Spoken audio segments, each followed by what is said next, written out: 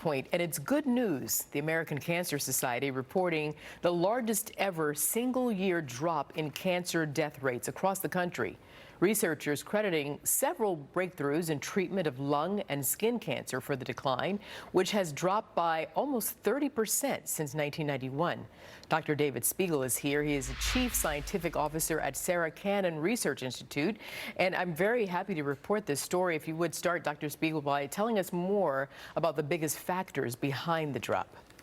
Yeah, thanks for having me. I think exciting news. For the first time in a while, we're seeing cancer death rates drop at a significant rate, and probably one of the biggest explanations for that is a drop in some of the major cancers, including lung cancer. So some of the advances that have occurred in lung cancer treatment have contributed to this drop in death rates. A really exciting finding. And do you think this trend will continue?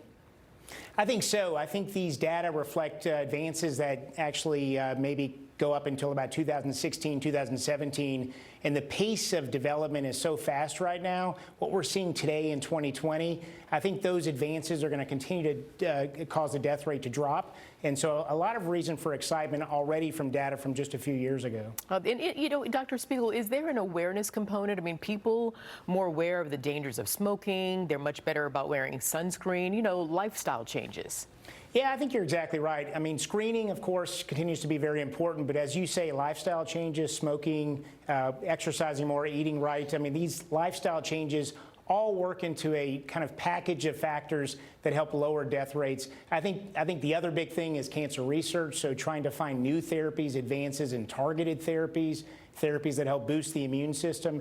These are making major impacts in how patients are doing. Yeah, absolutely. And about that excellent work by these researchers, do they have all the tools necessary to go further with cancer research, or are there remaining obstacles in place prohibiting cancer research development? Well, I think the biggest, well, there's a lot of obstacles, as you point out. I mean, I think there's a lot of patients who want better therapies, of course, and have access to clinical research.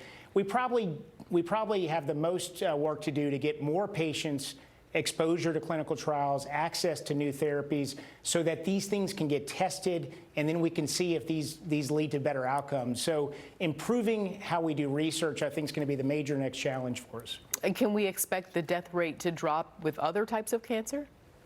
I hope so. You know, I think these advances in targeting why cancers grow, in improving how the immune system reacts to cancer, shouldn't just be unique to cancers like melanoma or lung cancer. And so we know there are many cancers where these principles can be applied. I think we just have to continue to do more research to find these answers. And finally, one thing that you might say to our viewers, Dr. Spigel, how they can help the researchers. I mean, you know, if you feel something, see something that looks unusual on your body, don't wait to get it checked out, right? Well, that's absolutely true. But the other thing is, feel free to ask questions. Have conversations with your providers about what are these advances that are being talked about in the media, in the newspaper, on the news.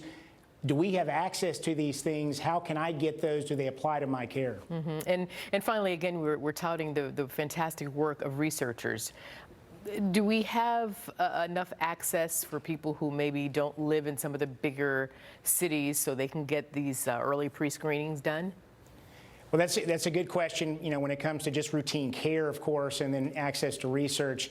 Certainly a lot of great places around the country. I know one of the things we work out at Sarah Cannon is making sure people have access in their own communities so that they don't have to travel across the country or to major cities to get that access. But a lot of work still to be done. Great work so far. Keep up the great work, Dr. David Spigel. Thank you very much, sir. Thank you. That really is great news and very encouraging.